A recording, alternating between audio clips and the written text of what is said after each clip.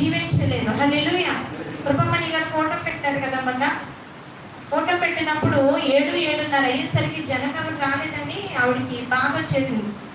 తర్వాత జనం అందరూ వచ్చారు. సాక్షుల సమయంలో ఏమన్నారంటే, వెనక్కి చూశాను కుర్చీలు ఖాళీగా ఉన్నాయి, మరి జనం అంతా రాకపోయేసరికి నాకు దుఃఖం వచ్చి ఏడుపు వచ్చింది అన్నారు.